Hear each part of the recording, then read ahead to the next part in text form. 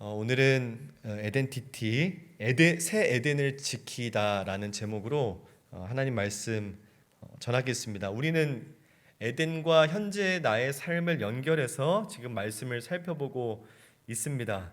에덴에서의 아담은 경작하고 지키는 일을 감당했고 그 과정이 얼마나 아름답고 또 하나님께서 기뻐하실 만한 순종이 있었는지는 성경이 담고 있지 않아서 잘 모르겠지만은 궁극적으로 그 과정에 있어서 또 결과에 있어서 우리는 실패했음을 보게 됩니다.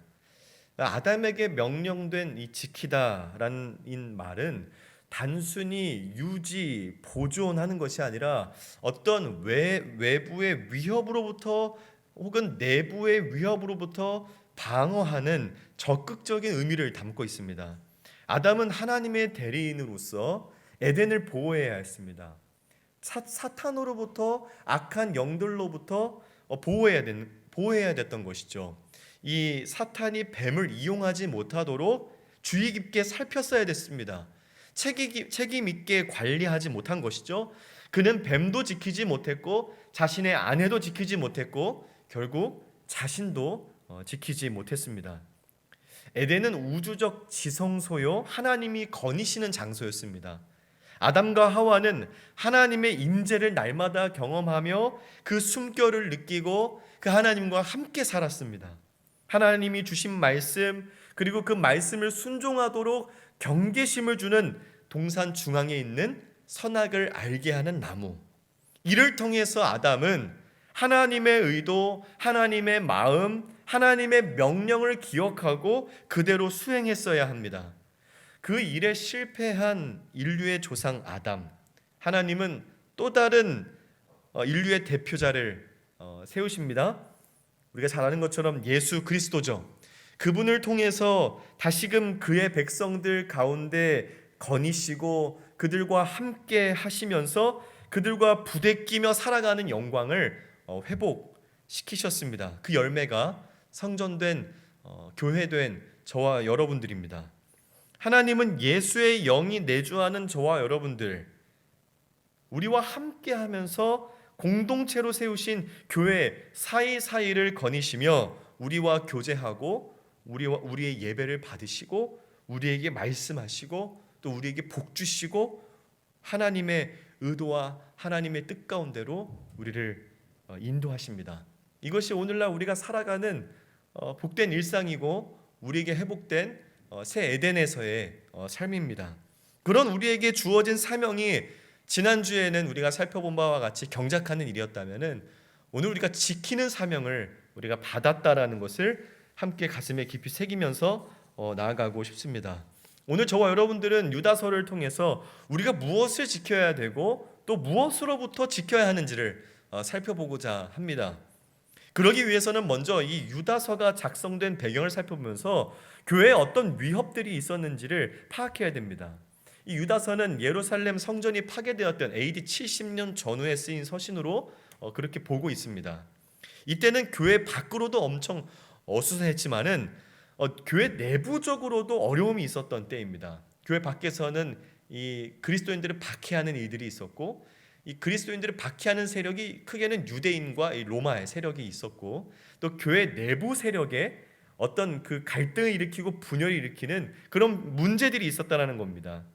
사도들이 하나 둘씩 순교하던 시기였기 때문에 이 사도들의 빈자리를 파고들어 활개치는 거짓 교사들이 있었음을 오늘 유다서를 통해서 우리가 보게 되는 것이죠. 이 유다서에 드러나는 이들의 이 특징들을 살펴보면 앞에 이제 4절에 가만히 들어온 사람들입니다. 그리고 우리 하나님의 은혜를 방탕으로 바꾸는 자들이다 라고 말씀합니다. 이 복음을 이용해서 죄를 짓도록 하는 것이죠. 또 홀로 하나이신 주제 곧 우리 주 예수 그리스도를 부인하는 자였습니다. 결국 이 주권자 되시는 하나님 구주 예수 그리스도를 부인하고 자신이 왕이 되어서 살아가고자 했던 그런 사람들인 것이죠. 이 5절부터 7절까지를 보면은 불신앙하는 자들이요 자기 지위권을 벗어난 교만한 자들이요 소돔과 고모라처럼 성적으로 타락한 음란한 자들이었습니다. 이 8절부터 10절까지를 보니까 꿈 같은 거짓 계시로 자신과 남을 속이고 권위를 멸시하고 영광의 하나님을 비방하는 자들이요 영적으로 무지한 자요 짐승처럼 본능을 따라 행하는 자들입니다. 11절에는 가인의 길, 그러니까 분노와 살인, 불신앙의 길로 행하는 자요 돈을 위하여 사역하는 자요 고라처럼 하나님이 주신 지위와 권위에 도전하고 자신이 그 자리에 있고자 하는 자였습니다. 우리가 잘 아는 것처럼 이 고라를 비롯한 몇몇의 리더들이 이 모세에게 있었던 리더십에 반항하면서 모세를 끌어내리고자 하지 않았습니까? 이제 그때를 말하는 것입니다. 12절로 13절에 보니까 자기만 배부르게 하는 목자들이었습니다. 양을 이용하는 것이죠. 교회 공동체를 분열시키는 자들입니다. 마지막으로 16절을 보면은 원망하는 자, 불만을 토하는 자, 그 정욕대로 행하는 자, 입으로 자랑하는 자, 이익을 위해 아첨하는 자였습니다. 결국 이들의 관심이 어디 있었는가를 우리가 그 핵심을 파악해 보면 결코 교회에 있지 않았음을 우리가 보게 되는 것이죠. 그들의 관심은 온통 자기 자신에게만 있었습니다. 온통 자신에게 모든 관심이 쏠려서 하나님의 말씀 그리고 예수 그리스도조차도 부인하는 자들이었습니다. 그런 거짓 교사들, 거짓 리더들이 교회 안에 가만히 들어온 것이죠.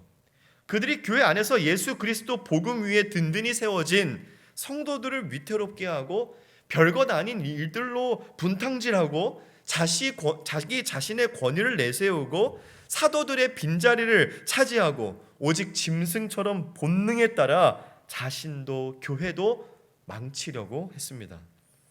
그래서 예수님의 동생 유다는 비록 12제자는 아니었지만은 그리스도 예수의 종으로서 예수께서 보내신 자로서의 정체성을 가지고 오늘 교회를 향해 경고하고 위로하고 또 교회를 지도하고자 이 유다서를 작성한 것입니다. 그렇다면 예수 그리스도의 종 유다가 교회를 향하여서 준 솔루션은 무엇이었을까요? 첫 번째로는 오늘 우리가 읽은 본문 17절에 기억하라 라고 말합니다. 16절까지 유다는 거짓 교사들을 아주 신랄하게 비판했는데 17절에 와서 이 헬라어 성경을 보면 그러나 사랑하는 너희는 기억하라, 이 문장이 가장 먼저 와 있거든요. 그러나 사랑하는 너희는 기억하라 라고 독자들을 향해서 말하고 있습니다. 하나님의 심판, 하나님의 저주, 타락한 천사들과 같고 하나님의 정죄 가운데 있던 거짓 교사들과는 다르게 너희는 예수 그리스도의 관심과 사랑 가운데 있는 자들이야. 이런 말로 먼저 위로하고 있는 것이죠. 예수의 종으로 보냄을 받은 유다의 이 표현은 당시에 불안하고 긴장해서 늘 피곤했던 교회 성도들에게 참으로 위로가 되었을 것입니다. 그리고 나서 처음 권면하는 명령이 무엇이냐면 기억하라 라는 것입니다. 무엇을 기억해야 합니까? 우리 주 예수 그리스도의 사도들에 의해서 미리 전해진 말씀들입니다. 그것을 기억하라고 말하는 것이죠. 그러니까 지금 교회에 가만히 들어온 사람들이 하는 말들이 사도들이 진즉에 일러준 그런 말들과 다르다라는 것입니다. 분명한 차이가 있는 것이죠. 거짓 교사들은 사도들이 해준 말과 전혀 반대되는 말들로 성도들을 미혹하고 있습니다. 어쩌면 교회는 사도들이 미리 일러준 그런 말들, 그 말씀들로 인하여서 세워진 이 정확한 기준이, 이 사도들의 권면이 부담스럽고 힘들었을지 모릅니다. 왜냐하면 안팎으로 그들을 힘들게 하고 있었기 때문에 말씀을 순종하지 못하게 하고 예수 그리스도를 믿는 믿음을 부인하도록 자꾸 그들을 푸시했기 때문에 사도들이 세워준 그 말씀에 자신들을 그 기준을 가지고 맞춰 나가기가 여간 힘든 것이 아니었을 겁니다. 그래서 이 거짓 교사들의 말이 마치 그들을 해방시켜 주는 것처럼 느꼈을 수도 있습니다.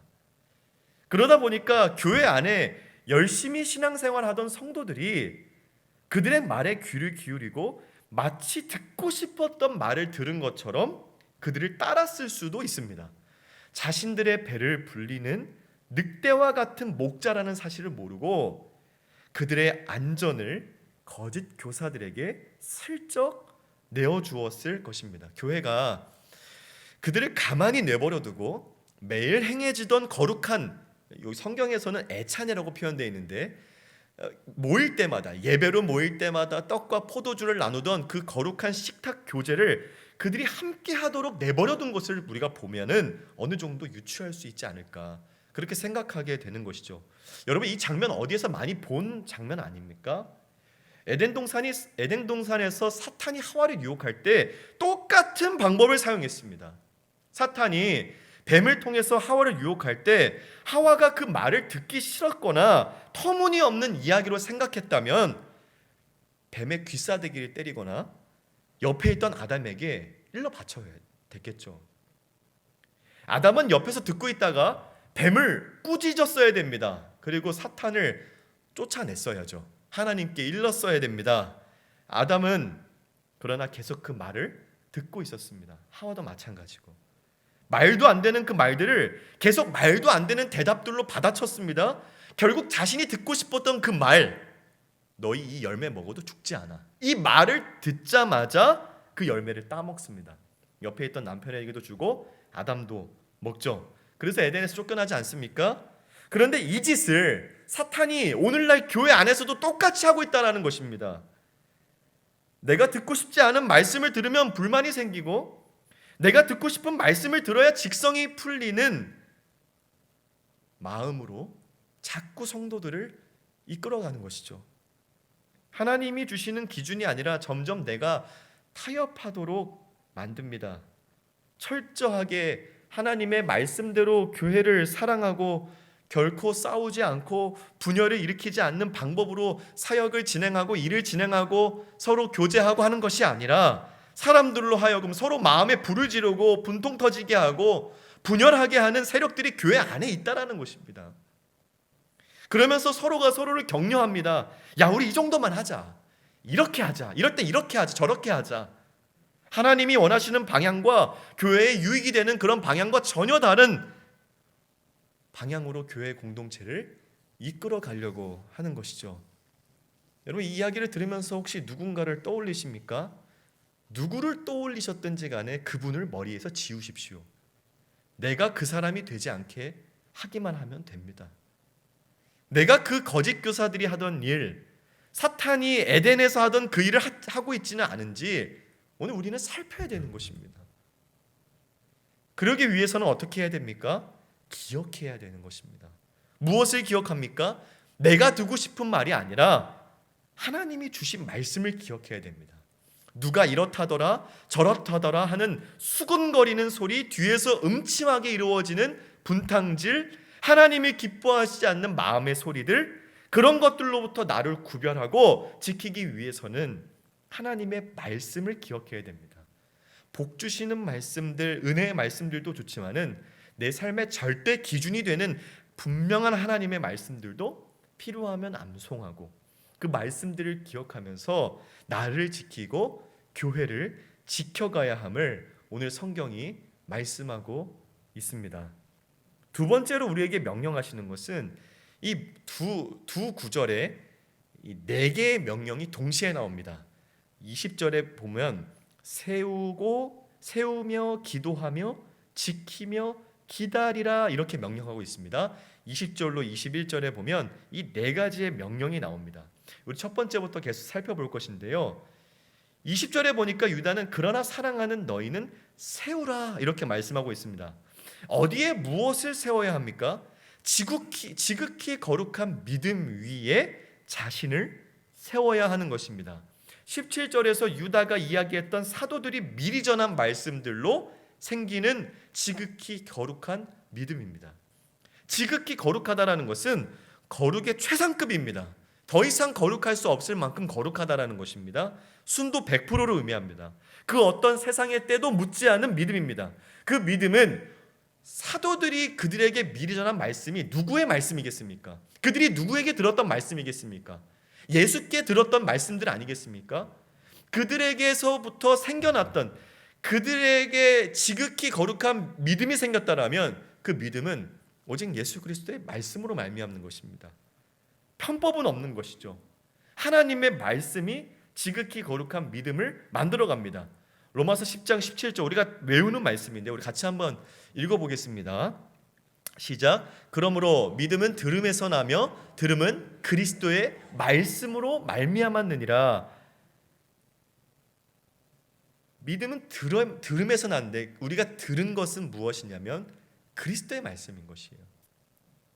그렇게 말씀으로 만들어진 지극히 거룩한 믿음 위에 자신을 계속해서 세워가라 이렇게 명령하고 있습니다.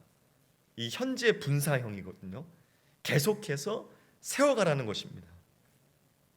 한 번 말씀을 들어서, 말씀을 한 번 들어서는 어렵습니다.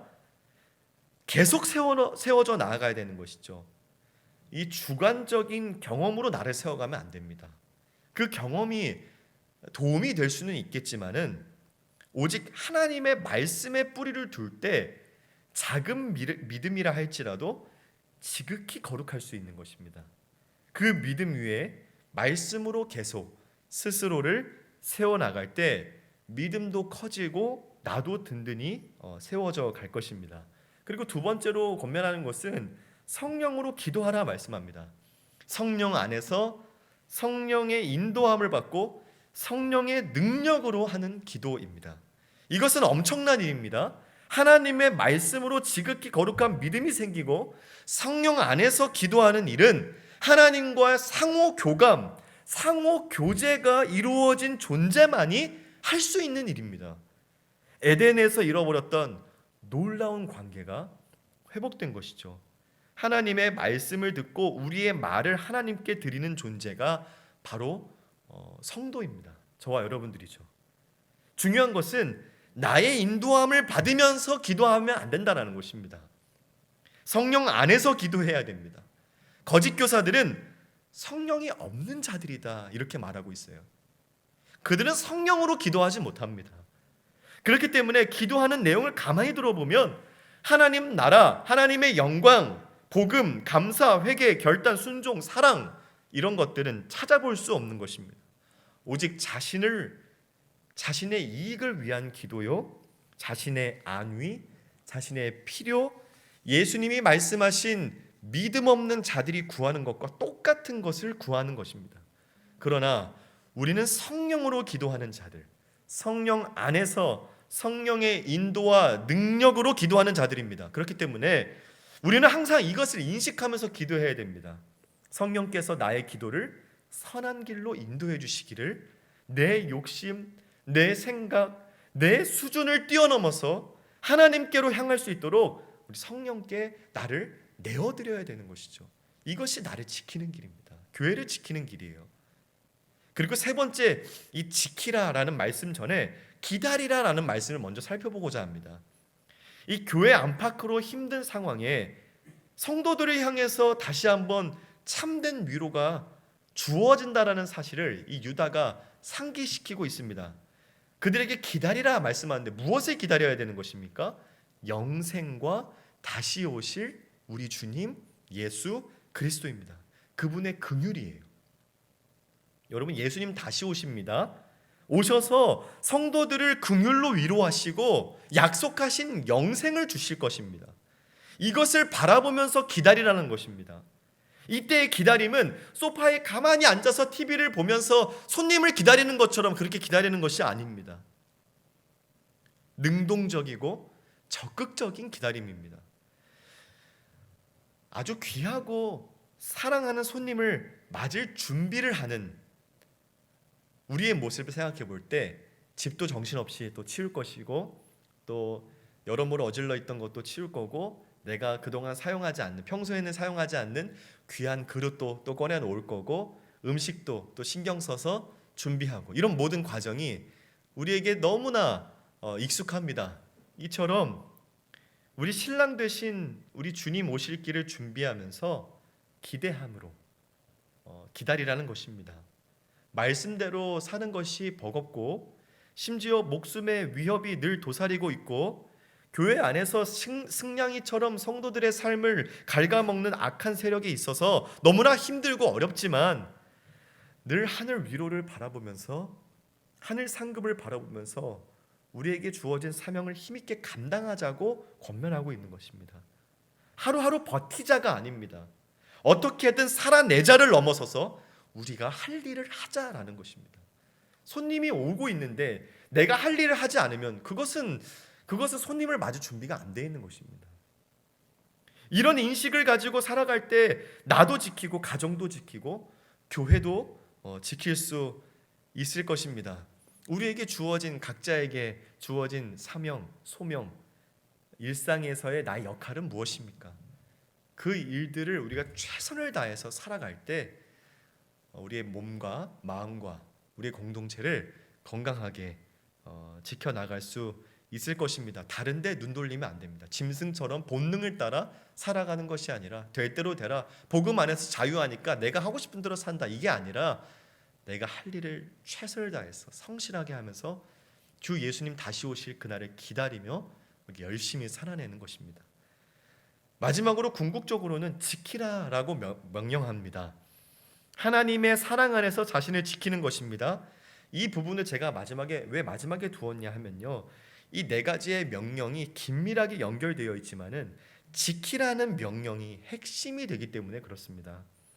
세우며 기도하며 기다리는 모든 일은 결국 하나님의 사랑 안에서 자신을 지키는 일을 위한 그런 수단이고 도구가 되기 때문에 그렇습니다. 헬라어 성경을 보면 이 지키라라는 단어만 유일하게 명령법을 사용했고 나머지 세 가지의 단어는 현재 분사형을 사용했습니다. 그러니까 세우며 기도하며 기다리라라는 일이 지키라는 명령을 수행하기 위한 수단이요 또 방법을 뒷받침하는, 그러니까 수단이 되고 방법이 되는, 지키는 것을 뒷받침하는 그런 역할을 감당하는 것이라는 거예요. 그래서 이 지키라는 명령이 더 직접적이고 강력한 힘을 갖습니다. 이때 하나님의 사랑 안에서라는 말은 하나님이 주신 사랑 안에서 자신을 보호하라는 것입니다. 여러분, 하나님이 주신 사랑이 어떤 사랑입니까? 독생자를 아끼지 않으신 그 사랑 아닙니까? 거짓 교사들은 자신의 목숨을 아낍니다. 그들은 자신의 배를 불립니다. 그러나 하나님의 사랑은 어떻습니까? 아들 예수 그리스도를 십자가에 못 박아 죽이는 사랑입니다. 우리 예수 그리스도의 사랑은 어떻습니까? 기쁨으로 기꺼이 십자가에 자신을 내어주시는 그런 사랑입니다. 저와 여러분들을 살리기 위해서. 그러니까 성도 한 사람이 교회된 자신과 공동체를 지키기 위해서는 하나님의 사랑이 가장 근본적인 바탕이 된다라는 것입니다. 이 사랑으로 자신을 지키고 공동체를 지키는데 예수 십자가를 바라보면서 그 사랑을 확인하는 성도는 지극히 거룩한 믿음 위에 자신을 세우며 성령 안에서 기도하며 영생에 이르도록 우리 주 예수 그리스도의 긍휼을 기다리면서 자신을 지켜가는 것입니다. 예수 십자가가 그 하나님의 사랑이 내게 주신 삶을 지키고 나를 지키고 교회 공동체를 지키게 합니다.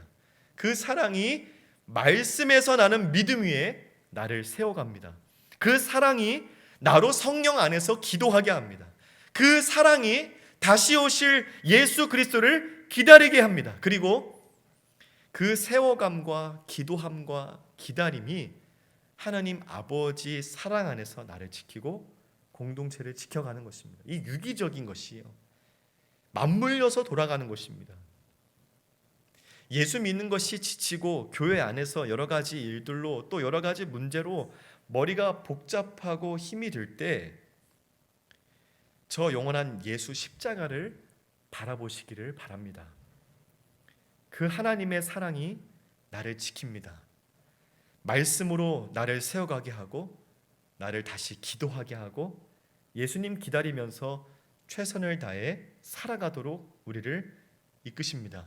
그러면서 그 일들을 통해서 다시 한번 우리는 또 하나님의 사랑을 발견하고 또 그 사랑에 감격하고 감사하며 온전한 예배로 나아가게 되는 것입니다.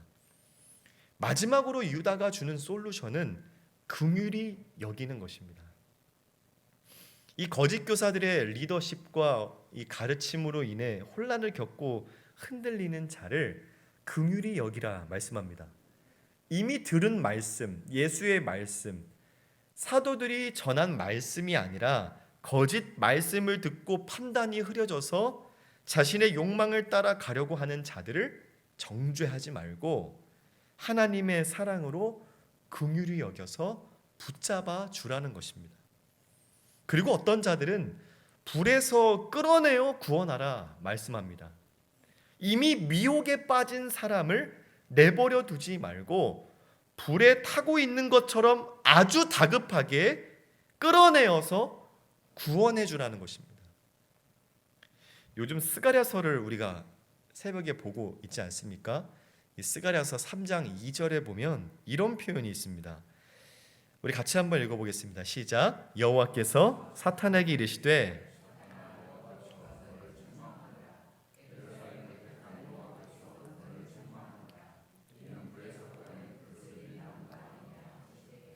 아멘.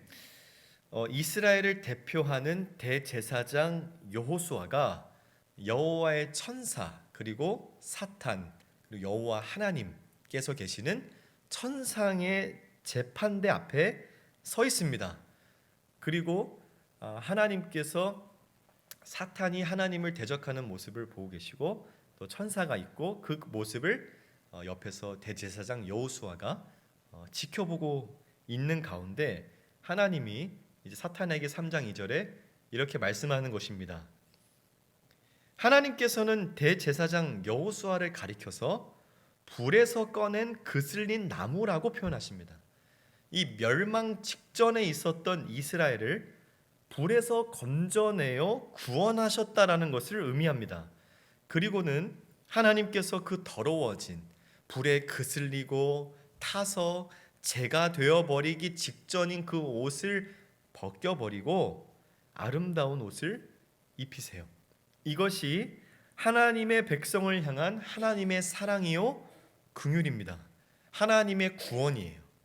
그렇기에 공동체로 부름을 받은 우리는 불에 이미 타고 있는 형제 자매들을 발견하게 될 때 가만히 있을 수 없습니다. 아주 다급하게 그를 건져내야 되는 것이에요. 그의 말에 귀를 기울여 줄 필요가 없습니다. 불에 타고 있는 사람이 그 사람 말을 뭘 들어주고 있습니까? 일단 건지고 봐야지. 그리고 씻겨주고 치료하고 회복할 수 있도록 도와야 합니다. 하나님이 그렇게 하시기 때문에 그렇습니다. 그 정욕으로 더럽혀진 죄는 미워하지만은 그 사람을 두려움으로 경외함으로 긍휼히 여기라라고 말씀하고 있습니다. 여러분, 우리도 마찬가지입니다. 한국 교회 안에 얼마나 다양한 문제들이 있는지 모릅니다. 우리 친구들 교회 안에도 아마 알게 모르게 또 가슴앓이하고 있는 부분들이 있을 것인데요. 얼마 전 이제 담임 목사님과 이제 목회와 관련해서 잠깐 대화를 나눌 시간이 있었습니다. 결론적으로 목사는 어떻게든 성도를 살려내야 된다는 것입니다. 이것은 성경에서 배웠고 합신에서 배운 정신입니다. 여러분, 사역자는 죽는 것입니다. 자존심, 형편, 체면, 입장, 명분 다 괜찮아도 없는 것처럼 사역하는 것이죠. 성도를 살리기 위해서 때로는 억울하고 때로는 비참해도 어떻게든 성도를 살려야 하는 것이 목회입니다. 이 목회의 방향이 성도를 살리도록 설정되어야 함을 다시 다짐하는 계기가 되었습니다. 이 대화를 통해서. 그러나 비단 목사에게만 해당되는 내용이 아니라는 것을 이 말씀을 묵상하면서 발견하게 됩니다. 목사는 목사의 역할대로, 성도는 성도의 역할대로, 직분은 직분자의 역할에 맞게 또 하나님이 나 개인, 인격체, 나 한 사람 인격체 고유의 나 한 사람에게 맡겨주신 그 성격과 형편과 그 모양대로 우리가 감당해야 될 것들이 있다는 것입니다. 교회 구성원 모두가 서로를 살리기 위해서 애써야 되는 것이죠. 긍휼히 여기고 건져주고 불에 그을린 사람도 구원하고 더럽혀진 옷도 벗겨주고 깨끗한 옷으로 입을 수 있도록 도와주는 것입니다. 친구들 교회 안에 이런 사랑이 넘칠 때 하늘에서는 잔치가 열리고 하나님 기뻐하시고 예수께서 영광 받으실 줄 믿습니다. 사랑하는 여러분, 예수 십자가입니다. 오늘 말씀은 결국 우리가 받은 그 하나님의 사랑의 핵심입니다. 새 에덴에서 회복된 나와 우리 교회 공동체를 지키는 일을 위해서 하나님의 사랑 안에서 머물러 있어야 함을 오늘 발견하게 됩니다. 경작하는 일은 하나님의 말씀으로 수행하지만 지키는 일은 하나님의 사랑으로 수행해야 합니다. 그 사랑으로 우리가 교회 사역도 하고 또 서로를 대하고 모든 일을 감당해야 되는 것이죠. 교회뿐만 아니라 우리 일상에서도 또 가정에서도 직장에서도 그렇게 살아내야 됩니다. 그 사랑을 바라보십시오. 그 사랑을 의지하시고 그 사랑을 붙드시길 바랍니다. 그러면 하나님이 교회를 보호하실 겁니다. 우리도 그 사랑으로 교회를 지켜가기를 힘쓸 때 우리 하나님이 일하시고 또 나도 우리 하나님이 지켜주시고 또 그 가운데 우리가 말씀 가운데 믿음으로 우리를 스스로 든든히 세워져 나가고 또 성령 안에서 기도하면서 예수 다시 오실 그날을 또 기다리면서 능히 우리에게 주어진 일상을 회복하면서 완성시켜가면서 그렇게 살아가게 될 줄로 믿습니다. 하나님은 우리를 하나님의 일꾼으로 부르셨고 또 보내십니다. 가서 말씀으로 경작하고 사랑으로 지키라 라고 명령하십니다. 하나님의 보내심을 받아 이 땅에 오시고 모든 뜻을 다 이루시고 하늘 보좌 우편에 앉으신 예수 그리스도를 본받아 우리도 그 뜻을 이루기 위해 하루를 살아 멋지게 쓰임받으기를 주님의 이름으로 축복합니다.